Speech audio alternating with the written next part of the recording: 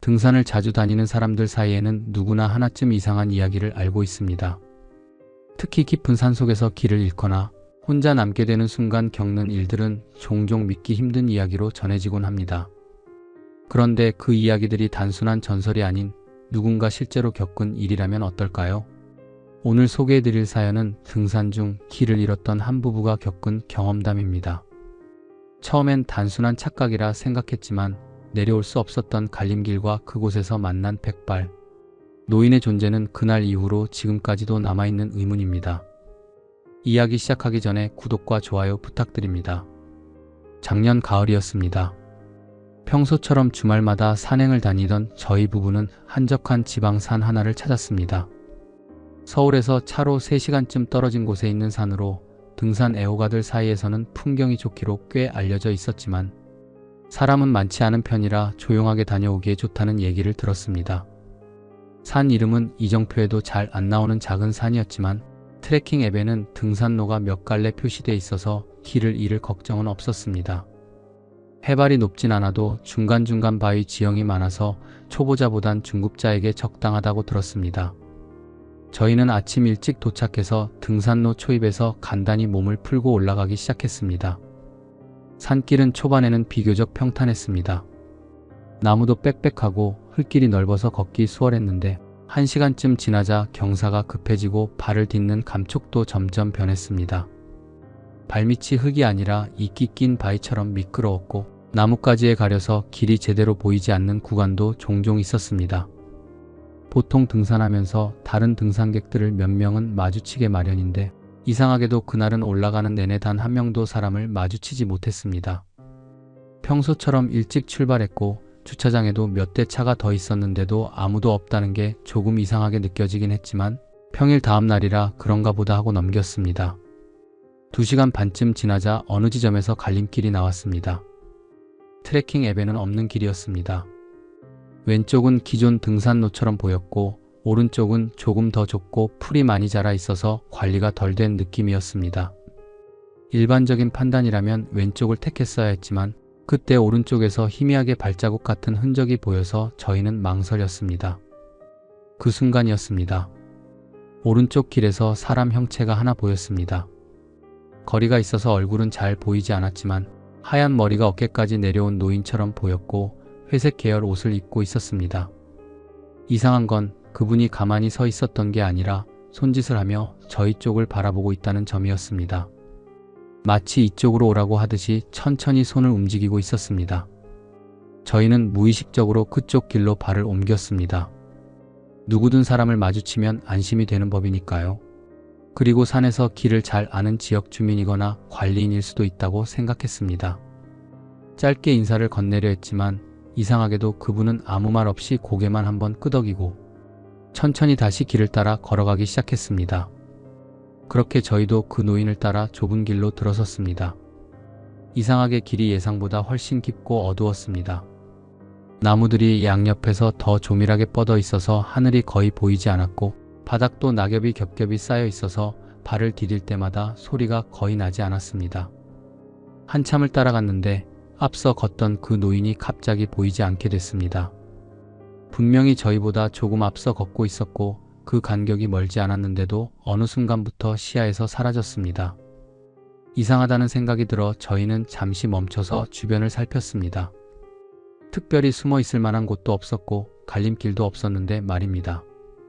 그 상태로 몇 분 정도 더 걸어갔는데 조금 전까지 있던 흔적이 사라졌습니다. 낙엽 위에 남아있던 발자국조차 보이지 않았습니다. 처음엔 노인이 저희보다 빠르게 움직였나 싶었지만 노인의 걸음은 처음부터 느렸고 지팡이도 없이 걷고 있었기 때문에 그런 속도로 사라질 수는 없다고 생각했습니다. 그때 저희는 다시 길을 되짚어 나가기로 했습니다. 느낌이 좋지 않았고 무언가 이상하다는 생각이 들어서였는데 문제는 그때부터 길이 낯설게 느껴졌다는 점이었습니다. 분명히 같은 길을 걸었는데 돌아가는 길이 처음 보는 형태로 펼쳐지고 있었습니다. 나무 모양도 바위의 위치도 심지어는 풀의 생김새까지 기억과 달랐습니다. 트래킹 앱을 켜봤지만 위치 신호가 잡히지 않았습니다. 지도는 멈춰 있었고 저희가 있는 자리는 등산로에서 멀어진 곳으로 표시되어 있었습니다. 게다가 이상한 건 처음 갈림길에서 오른쪽으로 꺾었을 뿐인데 현재 위치가 산의 반대편처럼 표시되어 있다는 점이었습니다. 절대 그렇게 오래 걷지 않았는데 말입니다. 그렇게 한동안 더 내려가다 보니 또 다른 갈림길이 나왔습니다. 이번에는 아예 길처럼 보이지도 않았습니다. 왼쪽은 바위 옆으로 간신히 발 디딜 틈만 있었고 오른쪽은 나무 뿌리와 덩굴로 뒤엉킨 사람은 거의 지나가지 않은 듯한 곳이었습니다. 그런데 그 사이에 누군가 만든 듯한 작은 돌탑이 세워져 있었습니다. 높진 않았지만 손으로 쌓아 올린 흔적이 분명한 돌탑이었습니다. 저희는 돌탑 앞에서 제법 오래 서 있었습니다. 길이라 부르기 어려운 두 갈래 사이에서 어느 쪽으로 가야 하는지 판단이 서지 않았기 때문이었습니다. 트래킹 앱은 여전히 멈춰 있었고 나침반도 정확하지 않았습니다. 나뭇가지들이 조금씩 흔들리는 소리 외엔 아무 소리도 없었습니다. 새소리도 없었고 바람 소리조차 멈춘 것처럼 느껴졌습니다. 그때였습니다.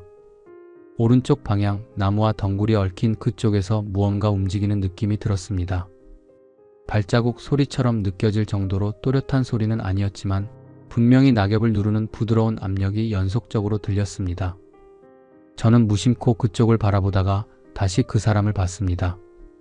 처음 갈림길에서 봤던 백발의 노인이었습니다. 분명히 몇 분 전까지는 어디에도 보이지 않았고 사라졌던 분이었습니다. 그런데 다시 나타난 그 사람은 이번엔 조금 더 가까운 곳에 서 있었습니다. 저희를 보고 있었고 여전히 아무 말도 하지 않았습니다. 멀리서도 느껴질 정도로 하얀 머리가 흐트러져 있었고 피부는 이상하리만치 창백해 보였습니다. 그런데도 옷은 먼지 하나 없이 깨끗했고 자세는 처음 봤을 때와 똑같이 곧게 서 있었습니다. 저는 아내를 한번 바라봤습니다. 그녀도 그 노인을 보고 있었고 뭔가 말하려는 듯 하다가 그냥 입을 다물었습니다. 저도 아무 말 없이 고개를 살짝 끄덕였고 그렇게 저희는 다시 그 사람을 따라 걷기 시작했습니다. 이번에는 돌탑 옆에 오른쪽 나무 뿌리와 덩굴이 엉킨 길을 향해서였습니다. 그 길은 분명히 사람이 다니지 않은 지 오래된 것처럼 보였지만 이상하게도 발이 잘 빠졌습니다. 걸을 수 있을 만큼의 공간은 꾸준히 확보되어 있었고 나뭇가지도 얼굴을 때리지 않을 정도로만 비켜 있었습니다. 그런 길을 걸으면서도 뭔가 이상하다는 생각이 들었습니다. 너무 자연스럽게 열려 있다는 느낌이었고 오히려 의도적으로 만들어진 통로 같았습니다. 백발의 노인은 일정한 속도로 앞서 걸었고 절대 말은 하지 않았습니다. 방향을 가리키지도 않았고 뒤도 돌아보지 않았습니다. 저희는 마치 유도당하듯 그 사람을 따라갔습니다. 이상하다는 생각은 계속 들었지만 그 길 외에는 선택지가 없다는 느낌이 더 강하게 들었습니다. 처음부터 저희가 스스로 선택한 길이 아니었던 것처럼 말입니다. 한참을 걷다가 문득 뒤를 돌아봤습니다. 분명히 수십 분을 걸었을 텐데 지나온 길이 이상하게 단조로웠습니다. 뒤로는 단 한 번도 꺾이지 않은 것처럼 보였고 나무 모양도 앞뒤가 똑같았습니다. 그 길을 되짚는다고 해도 방향을 잡기 어려울 것 같다는 생각이 들었습니다. 그러던 중 갑자기 앞서가던 백발 노인이 걸음을 멈췄습니다. 나무들 사이에 허름한 정자가 하나 나왔습니다. 오래된 나무로 지어진 정자로 기둥은 벌레 먹은 자국이 있었고 지붕은 덩굴로 반쯤 가려져 있었습니다. 이상하게도 그 정자만은 바닥이 평탄하게 정리돼 있었고 주변에는 낙엽이 거의 없었습니다. 그 노인은 정자 앞에서 몸을 돌렸습니다. 저희를 바라보며 아주 천천히 손을 들었고 정자 안을 향해 가리켰습니다. 정자 안은 텅 비어 있었지만 바닥 중앙에 오래된 등산 배낭 하나가 놓여 있었습니다. 가방은 바랜 검은색이었고 지퍼는 모두 열려 있었습니다. 그 안에는 물병과 종이지도 그리고 반쯤 녹슨 나침반이 들어 있었습니다. 저는 망설이며 그 안을 들여다봤고 뭔가 이상하다는 느낌을 떨칠 수 없었습니다. 종이지도에는 아까 저희가 출발했던 등산로 초입과는 완전히 다른 코스가 그려져 있었고 그 지도 어디에도 저희가 지금 있는 지점은 표시되어 있지 않았습니다. 오히려 저희가 알고 있던 등산로는 이 지도에는 아예 존재하지 않는 것처럼 보였습니다. 그 순간 정자 옆에 있던 백발 노인이 사라졌습니다. 눈을 뗀 적도 없었는데도 어느새 자취도 없이 사라진 상태였습니다. 마치 원래 거기 없었던 사람처럼 흔적 하나 없이 증발한 것이었습니다. 저는 정자에서 물러나며 아내에게 돌아가자고 했습니다. 아내도 말없이 고개를 끄덕였고 그렇게 저희는 다시 왔던 길을 되짚기 시작했습니다. 그런데 이상하게도 몇 발자국 뒤로 갔을 뿐인데 방금 지나온 길이 완전히 바뀌어 있었습니다. 아까는 단순한 덩굴길이었는데 어느새 바닥이 축축해지고 나무의 간격도 더 좁아져 있었습니다.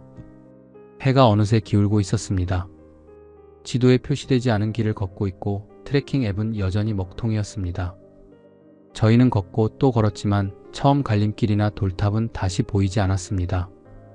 다만 이상한 건 한참 걷다 보니 어디선가 다시 그 백발의 노인이 저만치 앞에 서 있는 게 보였다는 점이었습니다. 한참 걷다 보니 어디선가 다시 그 백발의 노인이 저만치 앞에 서 있는 게 보였다는 점이었습니다. 아까 정자 앞에서 사라졌던 사람이었고 저희는 분명히 그를 등지고 수십 분을 걸어온 상태였습니다. 그런데 지금 그는 또다시 앞에 있었습니다. 저희를 기다리고 있는 듯한 자세로 말입니다. 그 노인은 예전처럼 똑같이 고개를 살짝 숙인 자세로 서 있었습니다. 주변은 더 어두워져 있었고 이상하게도 노인에게만 희미한 빛이 비치고 있는 것처럼 보였습니다. 하얀 머리카락이 바람도 없이 흔들리고 있었고 그의 주변은 바닥의 낙엽조차 움직이지 않고 멈춘 듯한 느낌이 들었습니다. 저는 순간적으로 소리를 들어봤습니다. 아무 소리도 들리지 않았습니다. 바람 소리도 나뭇잎 흔들리는 소리도 발밑에 마찰음도 없었습니다. 아내와 함께 걷고 있었지만 그녀의 숨소리조차 들리지 않는 상태였습니다. 무음 속에서 걷고 있다는 감각이 너무 이상하게 느껴졌고 무언가가 평범하지 않다는 걸 더욱 분명히 인식하게 됐습니다. 노인이 서 있는 방향으로는 두 개의 커다란 바위가 있었습니다. 중간에 좁은 틈이 있었고 그 사이로 노인의 형체가 사라졌습니다. 저희는 그 틈으로 들어가기 위해 발걸음을 옮겼습니다. 이상하게도 이번엔 저도 모르게 조심스러워졌습니다. 무언가 마주하고 싶지 않다는 느낌이었고 동시에 그쪽이 유일한 길이라는 인식이 같이 들고 있었습니다. 바위 틈은 몸을 살짝 옆으로 돌려야 겨우 지나갈 수 있을 만큼 좁았습니다. 양옆의 돌 표면은 축축했고 이끼가 군데군데 끼어 있었습니다. 돌 틈을 지나는 동안 저희는 서로 한마디도 하지 않았습니다. 말을 꺼내는 순간 무언가 깨질 것 같다는 느낌이 들었기 때문입니다. 틈을 지나고 나니 다시 길이 나타났습니다. 그런데 발밑이 달라졌습니다. 그전까지는 흙과 낙엽, 덩굴이었는데 이번에는 자갈이 깔려 있었습니다. 누군가 일부러 정리한 것 같은 느낌이 들 정도로 일정한 간격이었고 양옆에는 나무가 거의 없었습니다. 저희는 그런 길을 따라 다시 걷기 시작했습니다. 몇 분 정도 지나자 이상한 점이 하나 더 생겼습니다. 발소리가 사라졌다는 점이었습니다.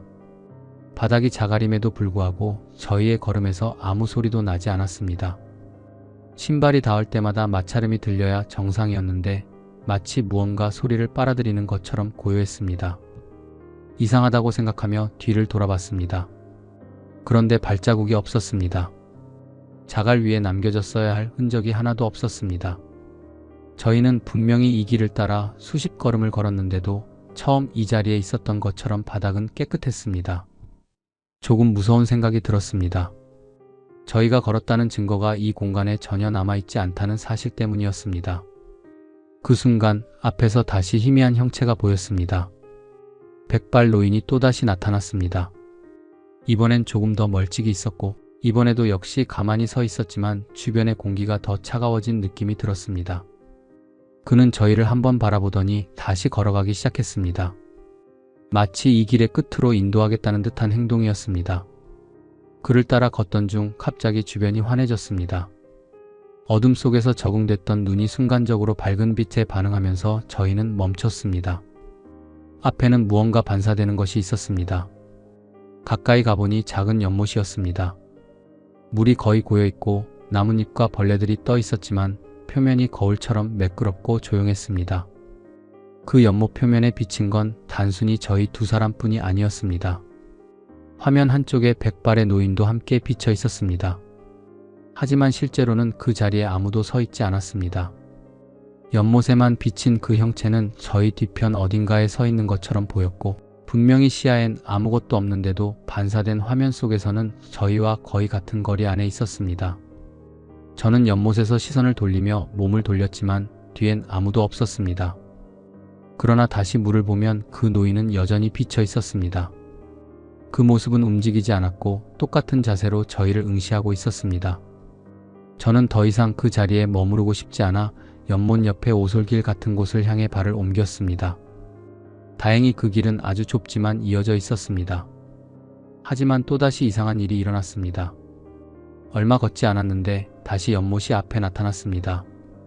분명히 연못을 등지고 걸었는데 방향을 돌려도 계속 그 자리가 반복됐습니다. 그리고 물에 비친 형체도 점점 가까워졌습니다. 이번에는 연못 가장자리에 아주 바짝 붙어 서 있는 것처럼 보였습니다. 저는 아내의 손을 잡고 말없이 그 자리를 벗어나려 했습니다. 연못 주변을 돌아나가는 방향으로 다시 길을 찾기 시작했고 그 과정에서 저는 노인의 형체가 물에서 사라진 것을 봤습니다. 더는 반사되지 않고 대신 연못 표면이 천천히 일렁이기 시작했습니다. 마치 무언가 물속에서 올라오려는 듯한 움직임이었습니다. 다행히 그 순간 한 줄기 바람이 불면서 주변 나뭇잎이 흔들렸고 아주 희미하지만 현실적인 소리가 처음으로 다시 들리기 시작했습니다. 낙엽이 땅에 떨어지는 소리, 나무가지가 부딪히는 소리, 그리고 저희의 숨소리. 마치 무언가 강제로 눌러놓았던 음향이 풀린 듯한 느낌이었습니다. 주변이 다시 조금씩 현실적으로 느껴지자 연못도 이전처럼 단순한 고인 물로 보였습니다. 반사도 흐려졌고 형체도 사라졌습니다. 저는 이 길을 어떻게든 빠져나가야겠다는 생각이 점점 더 강해졌습니다.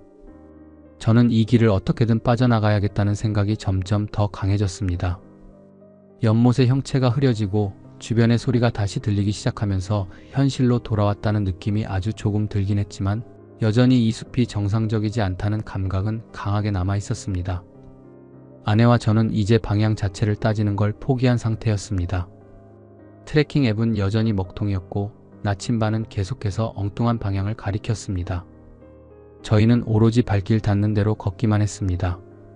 산에서 길을 잃었을 때는 오히려 계속 움직이는 것보다 한자리에 머무는 게 낫다는 얘기를 들은 적도 있었지만 지금 이 숲은 머무는 것도 걷는 것도 마냥 안전하다고 느껴지지 않았습니다.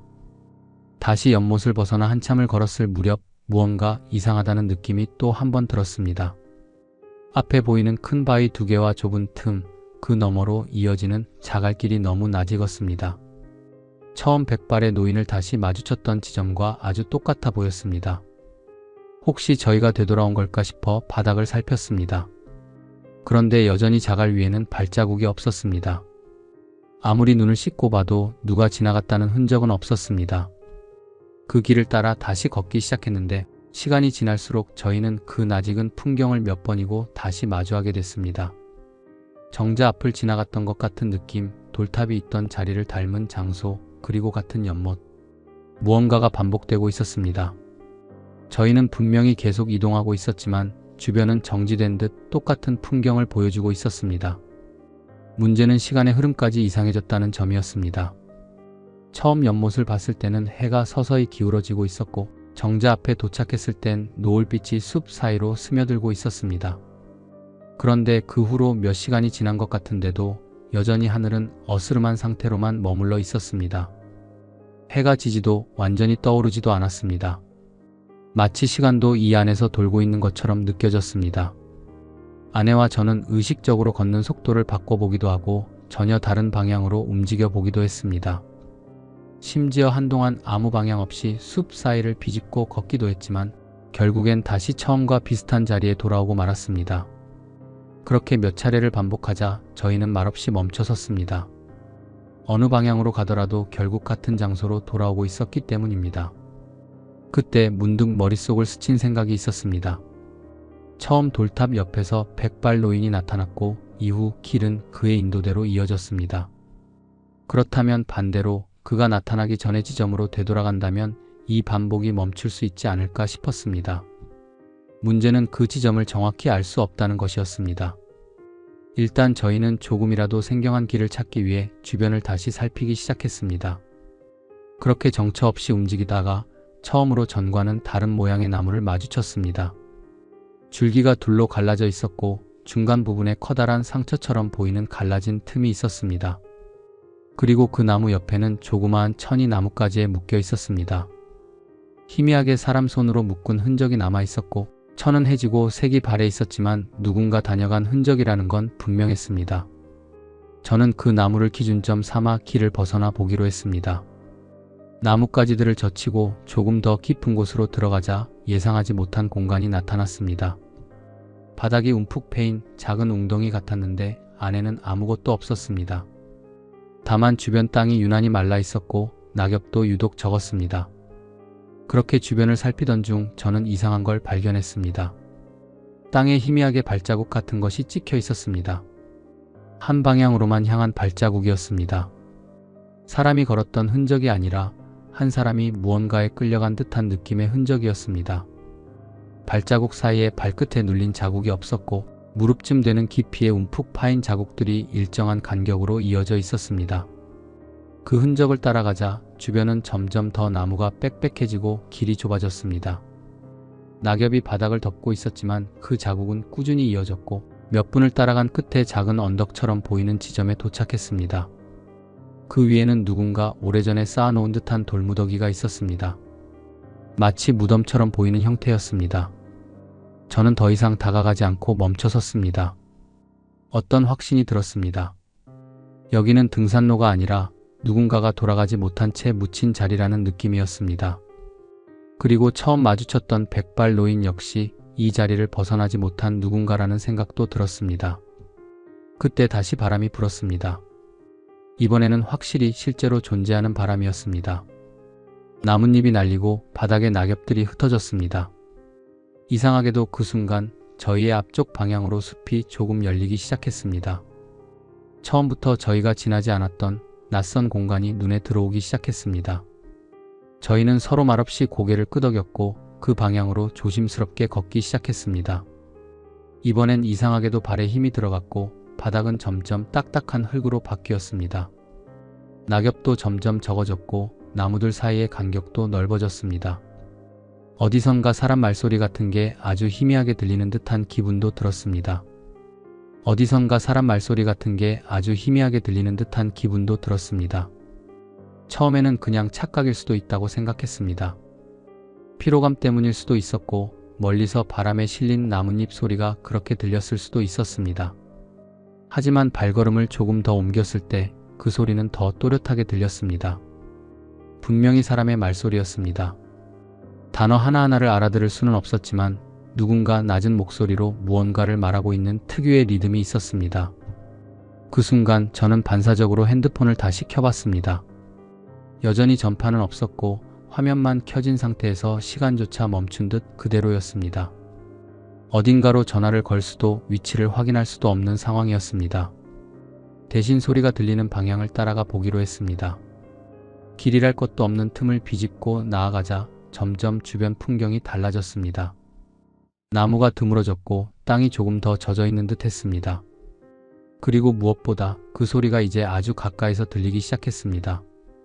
그건 단순한 말소리가 아니었습니다. 처음엔 혼잣말 같았고 그 다음엔 둘 이상의 사람이 주고받는 대화처럼 느껴졌습니다. 그런데 정작 가까이 다가가면 다시 흐릿해졌고 반대로 조금 멀어지면 또렷해지는 이상한 구조였습니다. 마치 일정 거리에서만 들리도록 조절된 듯한 느낌이었습니다. 저는 그 지점을 중심으로 움직이며 소리의 근원을 찾으려 했습니다. 그러던 중 나뭇가지 사이로 희미하게 사람 형체가 보였습니다. 정확히 말하자면 두 사람이었습니다. 바닥에 주저앉은 사람과 그 옆에 선 사람. 둘 다 자세가 분명했고 움직이고 있었지만 이상하게도 목소리는 들리면서 입술은 거의 움직이지 않았습니다. 바닥에 주저앉은 쪽은 팔로 머리를 감싸고 있었고 서 있는 사람은 고개를 약간 숙인 채 그 사람을 내려다보고 있었습니다. 저는 순간 걸음을 멈췄습니다. 저 둘을 실제로 본다는 게 맞는 건지 혹은 그냥 환각 같은 건지 확신할 수 없었습니다.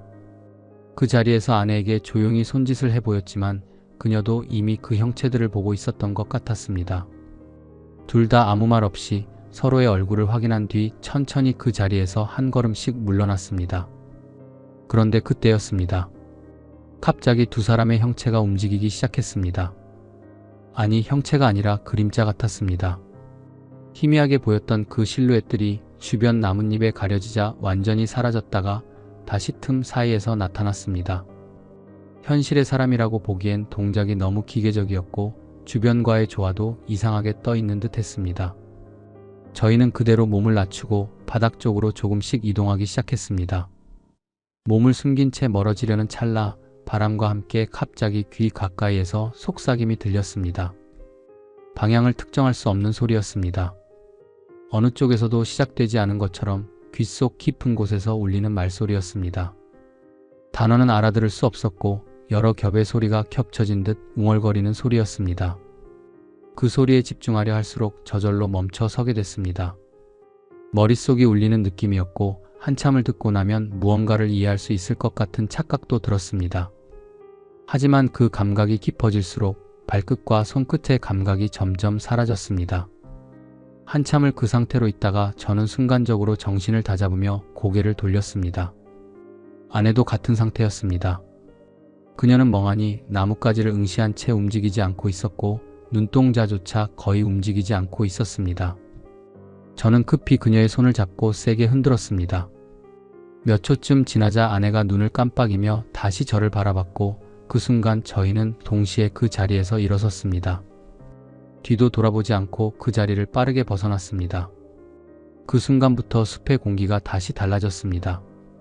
조금 전까지만 해도 정지된 것 같았던 시간과 소리가 다시 살아났고 머릿속에 울리던 소리도 점점 멀어졌습니다.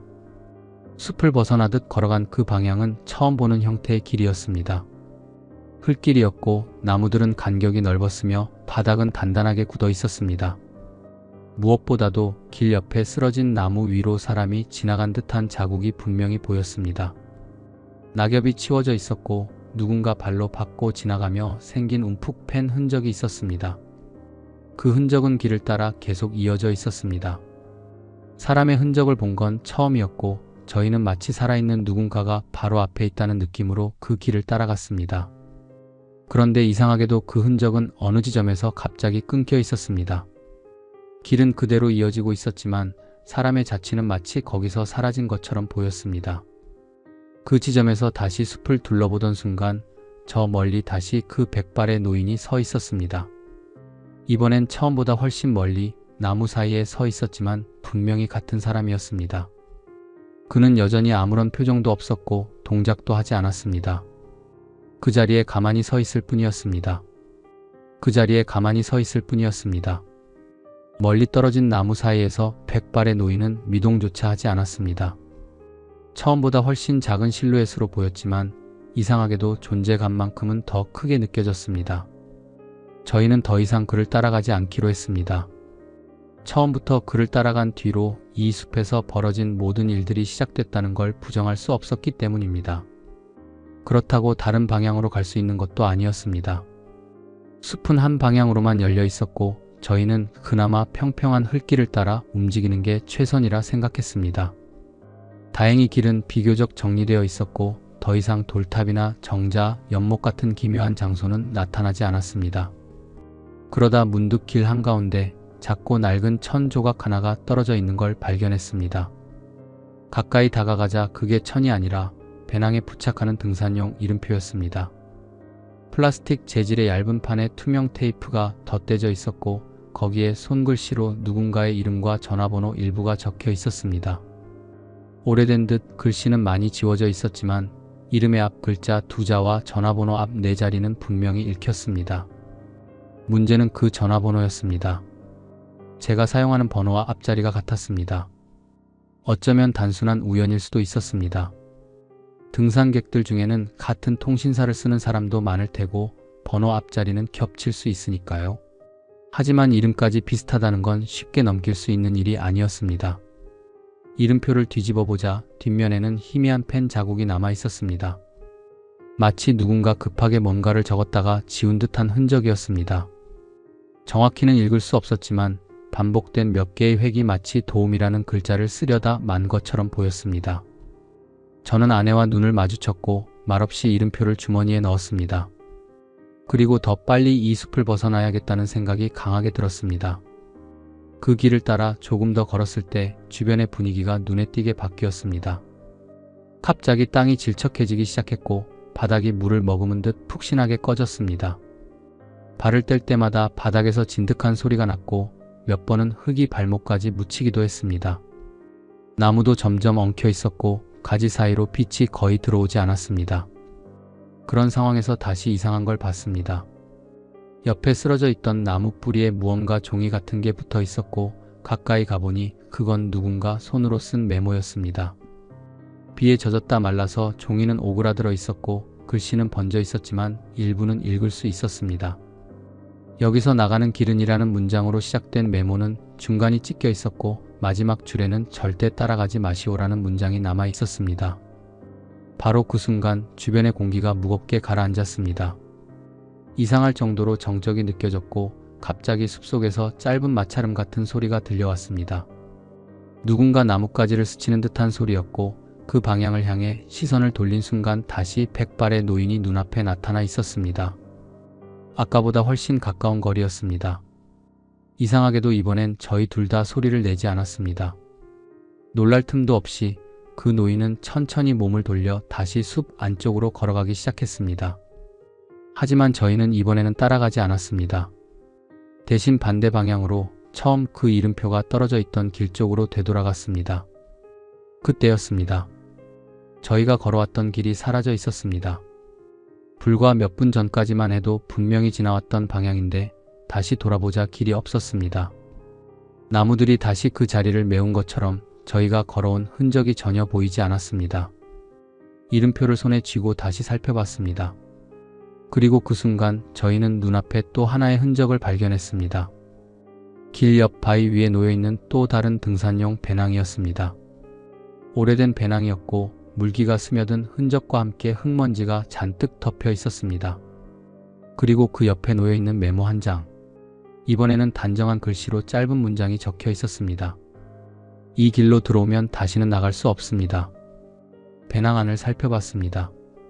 내부는 텅 비어 있었고 작은 수첩 하나만 남아 있었습니다. 수첩에는 날짜가 적혀 있었는데 그게 바로 3년 전 오늘 날짜였습니다. 더 이상 시간을 끌 수 없다고 판단한 저희는 다시 발걸음을 옮겼습니다. 방향을 따지기보다는 가장 걷기 쉬운 쪽으로 계속 움직였습니다. 나무가 드물고 땅이 비교적 단단해 보이는 곳을 골라 빠르게 걸었습니다. 이상하게도 시간이 갈수록 바람이 다시 불기 시작했고 나무 사이로 햇빛도 아주 조금씩 비쳐들기 시작했습니다. 아내가 조용히 속삭이듯 말했습니다. 어쩌면 이제 다 끝난 게 아닐까 하고요. 그 순간만큼은 저도 같은 생각이 들었습니다. 길은 조금씩 넓어졌고 숲은 점점 평범한 산길 같은 느낌을 주기 시작했습니다. 길 끝자락 나무 사이로 어떤 구조물이 보였습니다. 나무로 된 작은 정자였습니다. 하지만 처음에 봤던 그 낡은 정자와는 전혀 달랐습니다. 비교적 최근에 세워진 듯 단단했고 주변엔 안내판도 붙어 있었습니다. 그리고 그 아래에는 분명히 등산로를 안내하는 화살표가 있었고 나무 기둥에는 등산객들을 위한 경고문도 붙어 있었습니다. 이 구역은 낙석 위험으로 인해 폐쇄된 등산로입니다. 진입을 삼가 주십시오. 이름표를 쥔 손에 다시 힘이 들어갔습니다. 분명 저희는 이곳을 처음부터 지나치지 않았습니다. 처음부터 이 안내문을 봤다면 절대 그 방향으로 들어가지 않았을 겁니다. 하지만 지금 저희 앞에는 명확한 등산로와 분명히 사람이 만든 구조물이 있었습니다. 저희는 그 길을 따라 내려가기 시작했습니다. 더는 100발의 노인도 반복되는 길도 반사되는 연못도 나타나지 않았습니다. 더는 100발의 노인도 반복되는 길도 반사되는 연못도 나타나지 않았습니다. 정자 옆에 세워진 등산 안내판을 지나 정비된 산길로 들어선 뒤부터 주변 풍경은 처음 산행을 시작했을 때와 비슷한 느낌으로 바뀌었습니다. 나무 사이로 햇빛이 스며들었고 바람이 뺨을 스치기 시작했습니다. 마치 무언가 조용히 물러난 듯한 분위기였습니다. 그 길을 따라 한참을 내려오자 멀리서 사람 목소리가 들렸습니다. 처음에는 잘못 들은 줄 알았습니다. 숲에 오래 있다 보면 착각을 하는 경우가 많다고 들었기 때문이었습니다. 그런데 점점 가까워지면서 분명히 등산객들의 말소리가 또렷이 들리기 시작했습니다. 그제야 저희는 이 모든 것이 끝났다는 걸 실감했습니다. 가장 먼저 눈에 띈 건 간이 쉼터였습니다. 나무 벤치 몇 개와 간이 매점이 함께 있는 곳으로 산 아래쪽에서 흔히 볼 수 있는 구조물이었습니다. 그곳에는 두세 명의 등산객이 막 내려와 땀을 닦고 있었고 어떤 분은 뜨거운 음료를 나눠주고 있었습니다. 저희는 말없이 그 앞을 지나쳤습니다. 무언가를 물어보거나 설명하고 싶은 마음도 있었지만 아무 말도 꺼낼 수가 없었습니다. 산을 빠져나와 주차장 쪽으로 걸어가는 길에서도 이상할 만큼 모든 것이 평범했습니다. 새소리도 들렸고 차량 경적 소리도 뚜렷했습니다. 등산로 초입에 붙은 관광 안내도와 지역 홍보 포스터들도 평범했습니다. 그런데 저희가 처음 출발했던 입구와 지금 내려온 장소는 전혀 다른 곳이었습니다. 주차장의 위치도 다르고 입구 주변의 지형도 완전히 달랐습니다. 처음에 저희가 차를 댔던 구역에는 흰색 건물이 하나 있었고 등산로도 완만한 흙길이었지만 지금 저희가 도착한 곳은 자갈이 깔린 경사로 아래쪽이었습니다. 가장 이상했던 건 그날 저희가 차를 댔던 주차장이 없다는 점이었습니다. 아무리 둘러봐도 그 구조물이나 위치가 보이지 않았습니다. 대신 관리소 근처에 있는 안내소에 물어보자 직원이 고개를 갸웃하며 말했습니다. 이 산엔 주차장 하나밖에 없는데요. 저희가 말한 위치에는 등산로 자체가 없다는 설명이었습니다. 지도상으로는 산 중턱쯤 되는 곳이고 일반인은 차량으로 접근할 수 없는 지역이라고 했습니다. 더 말을 이어갈 수도 확인할 수도 없었습니다. 지도를 아무리 들여다봐도 저희가 기억하는 지형은 어디에도 표시되어 있지 않았습니다. 결국 저희는 안내소 옆에 버스 정류장에서 셔틀버스를 타고 산 아래로 내려왔고 근처 읍내에서 택시를 불러 숙소로 돌아갔습니다. 그날 이후 그 산의 이름은 다시 입에 올리지 않았습니다. 아내와 저는 그날의 기억을 누구에게도 자세히 설명한 적이 없습니다. 말로 풀어낼 수 없는 부분이 너무 많았고 들려주는 순간 오히려 믿지 못할 이야기로만 들릴 게 분명했기 때문입니다. 며칠 뒤 혹시나 하는 마음에 그날 산에서 발견한 이름표를 다시 꺼내봤습니다. 지워졌던 이름과 번호 일부는 여전히 그대로였고 백지처럼 변해 있었던 뒷면은 더욱 바래져 아무것도 보이지 않았습니다. 저는 그것을 따로 보관하거나 신고하지 않고 조용히 버리기로 했습니다. 다시 들여다보는 것 자체가 꺼림칙했기 때문입니다. 그리고 이상하게도 그날 이후로 저희 둘은 함께 산에 가지 않았습니다. 등산을 워낙 좋아했던 아내 역시 말없이 등산화를 정리했으며 저 또한 트래킹 앱을 삭제했습니다. 서로 그 이유를 말하지 않았지만 마음속으로는 충분히 이해하고 있었습니다. 시간이 꽤 지나고 나서야 저는 그날 있었던 일을 조금은 정리할 수 있었습니다. 처음 봤던 백발의 노인은 아마 단순한 실루엣이 아니었습니다. 그 존재가 누구인지, 왜 나타났는지, 왜 계속 길을 인도했는지는 알 수 없습니다. 하지만 하나 확실한 건 그는 사람을 산 밖으로 이끄는 존재가 아니라 산 안으로 더 깊숙이 끌어들이는 존재였다는 점이었습니다. 우연히 그 길을 따라 들어간 사람들 중엔 돌아오지 못한 이들도 있었을 것입니다. 그 증거처럼 느껴졌던 이름표와 오래된 메모들, 그리고 반사 속에만 존재하던 실루엣, 사라졌다 나타나기를 반복하던 연못과 정자, 기묘하게 반복되던 길과 시간. 그 모든 것들이 실제였는지 혹은 우리가 일시적으로 이상한 공간에 들어간 것인지 지금도 확신할 수는 없습니다. 단지 한 가지, 그 산은 지금도 누군가의 기억 속 어딘가에서 계속 이어지고 있을 수도 있다는 생각만은 남아 있습니다. 그 이후로 저희는 그 지역을 포함한 모든 산을 피해서 다니고 있습니다. 아예 산행 자체를 멈췄다고 보는 게 맞습니다. 때로는 지도에 표시되지 않는 길이 단지 관리되지 않은 폐쇄 구간이 아니라 애초에 사람을 위한 길이 아니었을 수도 있다는 생각이 들기 때문입니다. 그 산의 이름은 누구나 들어보면 알 수 있을 만큼 평범한 이름이었지만 저희에게는 다시는 마주치고 싶지 않은 산으로 남았습니다.